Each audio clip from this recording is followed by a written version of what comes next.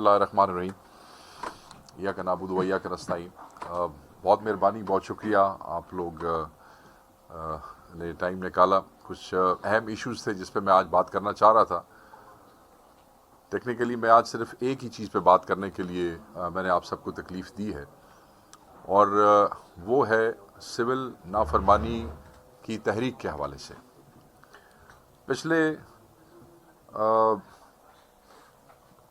پچھلے دنوں بارہا ہمارے کہنے اور بار بار اس کو باور کرانے کے باوجود ٹی وی پہ اور الیکٹرانک اینڈ پرنٹ میڈیا میں ہم سے صحافی بار بار یہ سوال پوچھتے رہے کہ جی کیا سول نافرمانی کی تحریک جاری ہے، کب شروع ہوگی، کیسے ہوگی. اور ہم انہیں بارہا یہ باور کراتے رہے کہ ایک ڈیڈ لائن تھی جو خان صاحب نے دی تھی کہ اس تاریخ کے بعد، سنڈے کا دن تھا، اس کے بعد جو ہے وہ تحریک شروع ہو جائے گی.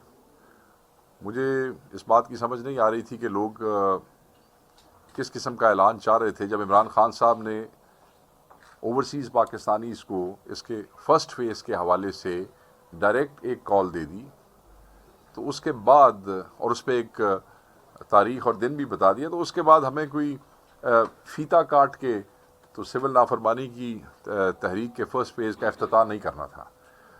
وہ کیونکہ ڈائریکٹ کال اوورسیز پاکستانیز کے لیے تھی اور وہ ان کو دے دی گئی، اور جیسے ہی وہ تاریخ آئی اس کے بعد وہ آٹومیٹیکلی شروع ہو گئی. بارہا ہم ٹی وی چینلز پہ اینکرز کے ساتھ اور صحافیوں کے ساتھ، اپنے بھائیوں کے ساتھ، آپ سب کے ساتھ انٹریکٹ کرتے رہے، آپ کو کہتے رہے. اور اس کے بعد خان صاحب ایک دفعہ نہیں، بارہا دوبارہ کہہ چکے ہیں کہ سول نافرمانی کی تحریک جو ہے وہ کیوں ضروری ہے.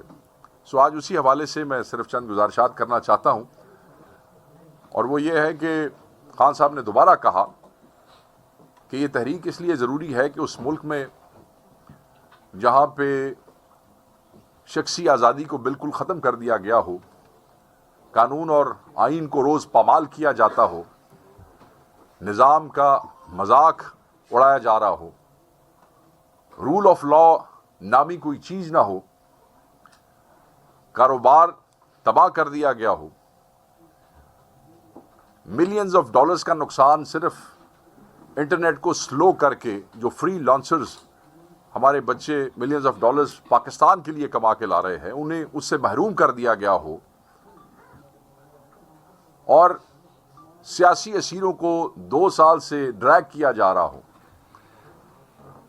فیبریکیٹڈ فیک کیسز کے اندر،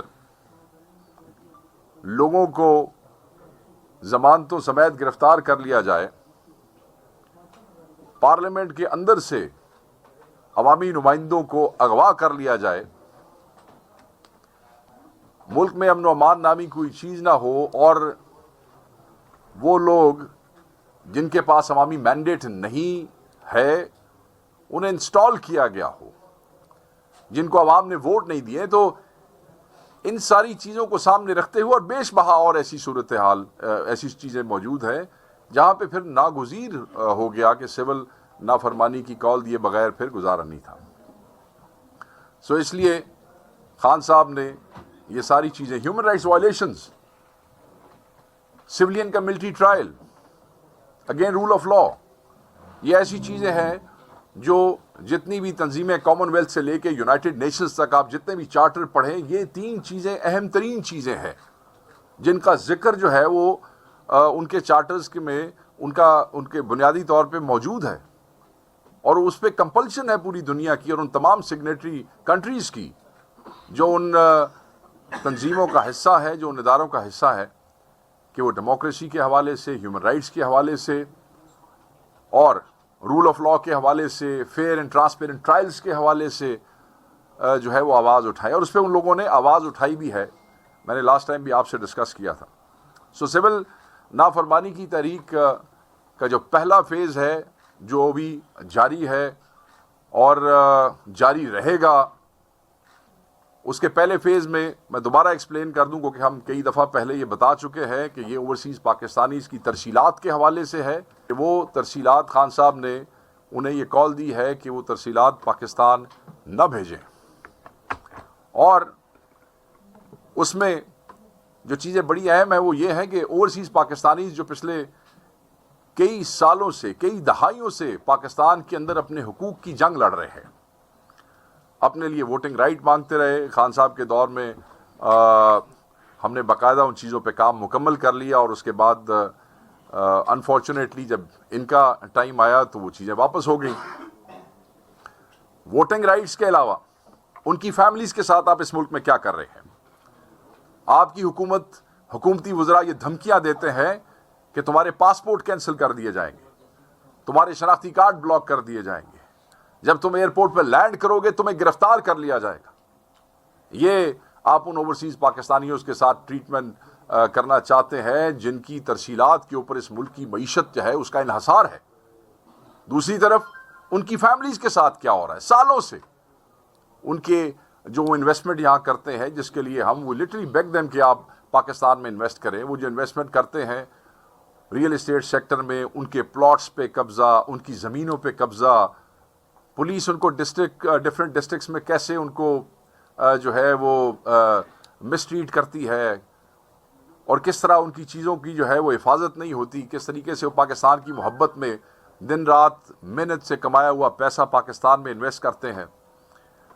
یہ جو پچھلے 1.5-2 سال سے ان کے ساتھ ہو رہا ہے، ان کی فیملیز کو تنگ کیا جا رہا ہے، ان کے رشتہ داروں کو اریسٹ کیا جاتا ہے، ان کے رشتہ داروں کو جو ہے تھریٹس دی جاتی ہیں، ان کے گھر سیل کر دیے جاتے ہیں، نقشے کینسل کر دیے جاتے ہیں، ان کی جو انویسٹمنٹس ہیں بزنس سیکٹر کے اندر وہ انشور کرتے ہیں کہ ان کو ذلیل و خوار کیا جائے.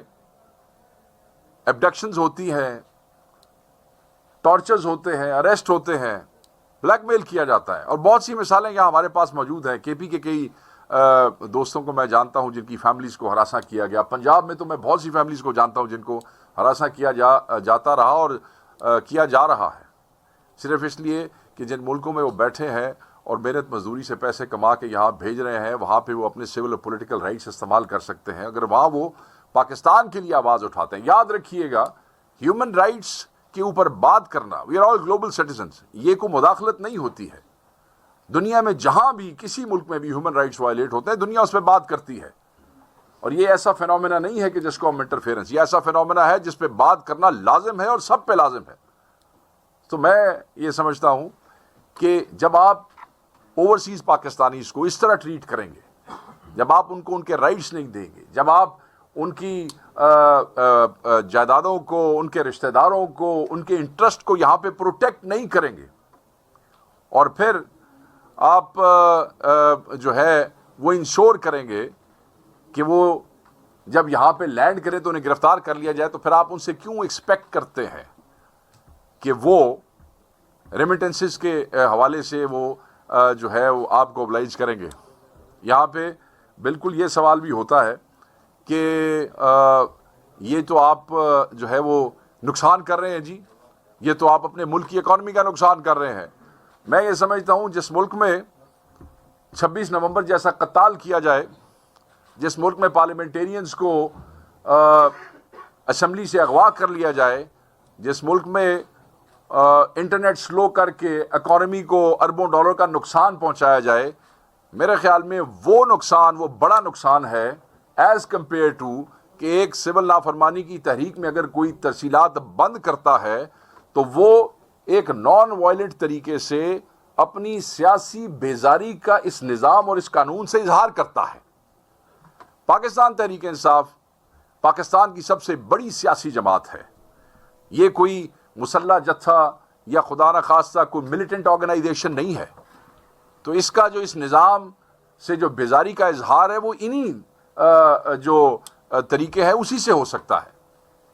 اپنے ذہن میں رکھیے گا عمران خان صاحب جنہوں نے یہ کال دی ہے، یہ وہی عمران خان صاحب ہیں جنہوں نے روشن ڈیجیٹل اکاؤنٹ کی بنیاد ڈالی، اور اوورسیز پاکستان نے 4.2 بلین کے لگ بھگ ڈالرز جو ہیں وہ اس روشن ڈیجیٹل اکاؤنٹ کے میں ڈپازٹ کیے. یہ وہی عمران خان صاحب ہیں. آپ کو یاد ہوگا مینار پاکستان پہ عمران خان صاحب نے کہا تھا کہ اگر صرف اسی طرح آپ نہیں سمجھتے سول نافرمانی کی تحریک جو ہے جو اوورسیز پاکستانی کر رہی ہے، اس سے بھی ملک کی معیشت کو نقصان پہنچے گا؟ نہیں، میں نے آلریڈی کلیئرٹی سے اپنی گفتگو میں پہلے بھی بتایا کہ جو نظام اور جو ہتھ کنڈے اور جو کچھ اس وقت اس ملک میں ہو رہا ہے اس کو ختم کرنے کے لیے، اس سے جان چھڑانے کے لیے یہ قربانی اوورسیز کو دینی پڑے گی. خان صاحب ہیز تھاٹ اباؤٹ اٹ، اور وہ سمجھتے ہیں کہ جو وہ نقصان ہے وہ اس ریمیٹنس کی ترسیل کی رکاوٹ سے بہت بڑا ہے.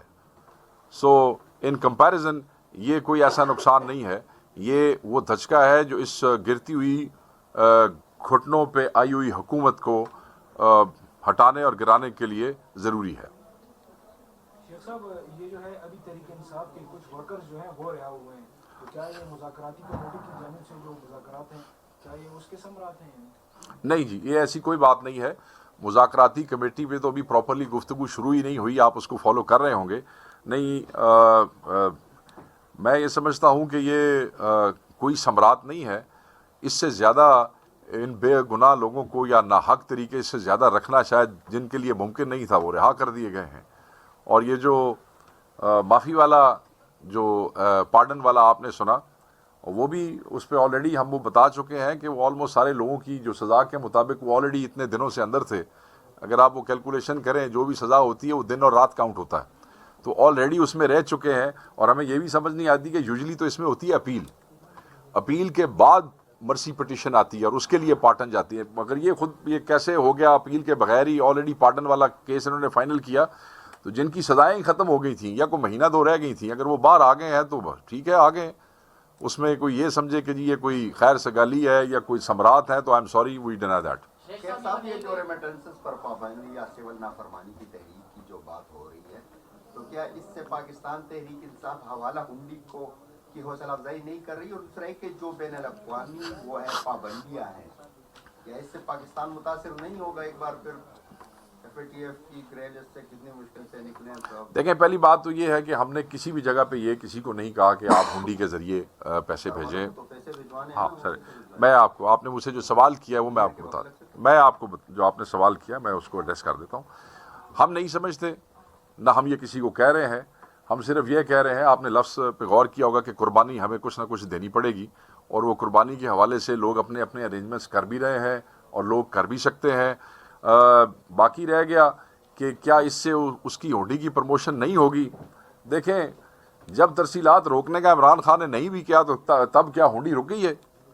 سو یہ تو گورنمنٹ کا کام ہے اس کو چیک کرنا، وہ جانے اور ان کا کام جانے. ہم تو کوئی ایسی جو غیر قانونی چیز ہے نہ اس کو پروموٹ کرتے ہیں نہ اس کو بڑھاوا دیتے ہیں. ہم نے لوگوں سے قربانی کے لیے کہا. عمران خان صاحب نے ڈائریکٹ جو ان کا ایک محبت کا رشتہ ہے اوورسیز پاکستانی سے، انہوں نے ان سے قربانی اور اس ایفرٹ کے لیے کہا ہے. And I think people will make arrangements. وہ آپ کو پتہ لگے گا جس طریقے سے چیزیں سامنے آئیں گی. شیخ صاحب، یہ سول نافرمانی کی بات کریں، سٹارٹ کب سے یہ تاریخ بتا دیں اور ابھی تک کتنا مطلب اسٹیمیٹ تو آپ لوگوں نے لگایا ہوگا، کتنے آئے ہیں؟ نہیں، اس میں ایسی بات نہیں ہے. دیکھیں، جو جس دن سے عمران خان صاحب نے یہ چیزیں کو چل رہی ہیں کو پچھلے 15-20 دنوں سے چل رہی ہیں. اس میں آپ کو یاد ہوگا جب لاسٹ پریس کانفرنس میں نے کی تھی تو خان صاحب نے 2 دن بڑھا دیے تھے. جب یوم شہداء منایا جا رہا تھا، آپ کو یاد ہے، تو اس حوالے سے خان صاحب نے کہا تھا کہ اس کے بعد یہ شروع ہو جائے گی، اور وہ 14 تاریخ تھی. کیونکہ پھر وہ ہم نے 2 دن اس کو آگے بڑھایا تو پھر آٹومیٹیکلی وہ ادھر بھی لوگوں نے ہم سے سوال کی کہ 2 دن کیوں آگے بڑھایا جی. ہم نے کہا یار وہ ایونٹ کیونکہ 2 دن بعد کا ہے تو خان صاحب نے 2 دن بعد کی ڈیٹ دی ہے تو اس کے بعد سے وہ چلے گا. سو یہ اس دن سے آن ہے. لوگ کنفیوز تھے، ہم کنفیوز نہیں تھے. یوزلی لوگ ترسیلات بھیجتے ہیں یکم کو، جب لوگوں کو تنخواہیں ملتی ہیں یا لوگوں کا جو منتھ اینڈ ہوتا ہے بزنس کا، تو وہ 14 تاریخ تھی. اوبیسلی اب چیزیں جب یکم کے قریب آتی ہیں تو پھر اس کے ایفیکٹس کا پتہ چلتا ہے. یہ کوئی اسی مہینے اس کا امپیکٹ آپ کو معلوم نہیں ہوگا. تو اس پہ ہم اس کو مانیٹر کر رہے ہیں کلوزلی.